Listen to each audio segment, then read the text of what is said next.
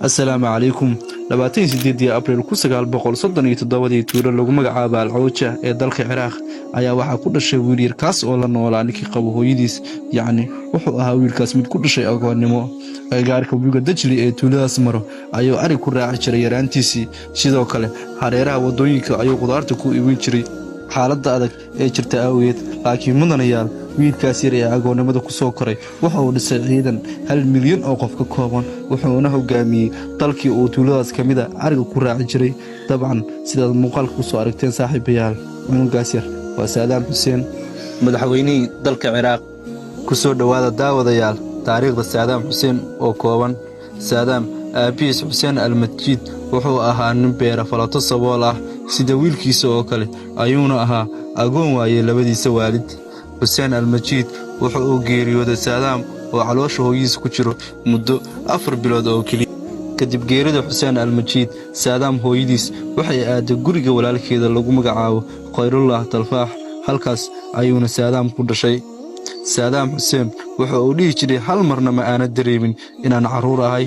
adayga nolosha aan ku jiray awgeed iyo sida looga dalbi jiray isagoo curdun ah inuu u shaqeeyo, ciyaar iyo koolkoolinna weligiis indhamuu saaray.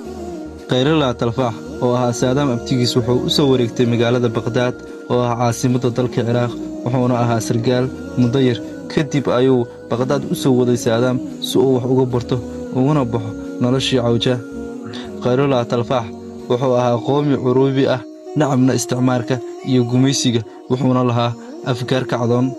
arrinkan ayaana Saadaam ku yeelatay saameyn noloshiisa, dhisidda fikirka iyo aragtidiisa siyaasadeed. Saadaam abtigiis wuxuu arkay haliyay oo ku daydo, aad ayuuna ula dhacsanaa afkaartiisa.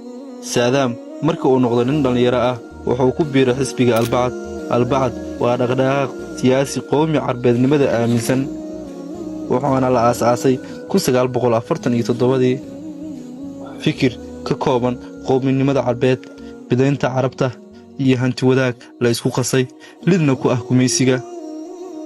17 Luulyo 1966 bacsiyiintu waxay bilaabeen dhaqdhaqaaq dhab ah oo inay xukunka qabsadaan. taangiyada oo Saadaam Xuseen hogaaminaya ayaa u dhaqaaqeen dhinaca qasriga jamhuuriga. saacado aan badnayn waxaa isdhiibay xukuumaddii Cabdiraxmaan Macaarif, taladana waxaa la wareegay xisbigii Al-Bacd. Axmed Xasan Al-Bakar ayaana noqday madaxweynaha dalka Ciraaq. Saadaam Xuseen inta uu madaxweynaha noqon jigadii ugu sarreysay ee uu gaara waxay ahayd inuu ahaa ku-xigeenka madaxweynaha. haddaba siduu talada ku qabtay Saadaam Xuseen? 16 Luulyo 1979 madaxweyne Axmed Xasan Al-Bakri wuxuu ku dhawaaqay inuu xukunka iska wareejiyey, waxaana loo sababeeyay da' ahaan inuu weynaaday iyo caafimaad ahaan inuu xoogaa liitay. Saadaam Xuseen ayaana noqday madaxweynaha dalka Ciraaq 1979. Saadaam Xuseen si uu u xoojiyo xukunkiisa uguna takhaluso cid walba oo mucaarad ah wuxuu qaaday olole uu ku beegsanayo raggii ugu sarreeya xisbigiisa. qaar badan oo ka mid ah ay isla soo halgameen, asagoo ku eedeynaya khiyaano. 17 ka mid ah ayuu dilay, 450 ka midna xabsiyada ayuu dhigay. Saadaam Xuseen inta uu xilka hayay waxaa qarxay dagaal u dhexeeya Ciraaq iyo Iiraan, dagaal socday 8 sano, 100,000 oo qofna ay ku hoobteen labada dhinacba.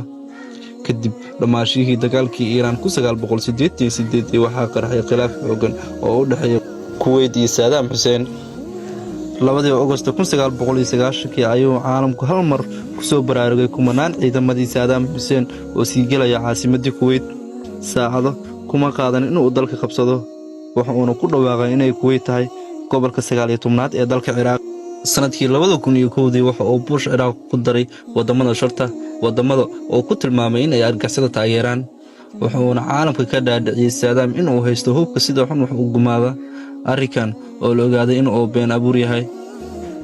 kadibna tobaneeyo wadamada galbeedka ayaa 100,000 oo askari geeyay Kuwait, kadibna Ciraaq ayaa lagu weeraray. 2 Julaay 2003 labada wiil oo u dhalay Saadaam ayaa dagaal aad u baan waxay la galeen ciidamadii Mareykanka, ayagoo iska caabinaya ayayna dhinteen. Saadaam halkii uu ka bilaabo ayuuna dhammaadkiisu ahaa. kadib markii dalka la qabsaday wuxuu aaday dhinaca magaalada Tikrit, agagaarka tuuladii Al-Cawja. 6 Diseembar 2003 beer ku taala agagaarka magaalada Tikrit oo uu Saadaam ku dhuumaalisanaya ayay ciidamada Mareykanka ka soo qabteen. kadibna waxaa loo gacan geliyey xukuumaddii dabadhilifka ahayd ee reer galbeedku ka dhiseen Ciraaq. Maalin Sabti ah 30 Diseembar 2006 ayaa Saddam la daldalay. waxaa ka mid ah waxyaalaha lagu xasuusto oo uu ku faani jiray in uu 39 gantaal ku dhiftay Israa'iil oo uu sugayay hogaamiyihii Carbeed ee ku dhifa lahaa kan 4aad. intaas ayaynu ku eegay daawadayaal muuqaalkeena anugu hadlaynay Saddam Hussein.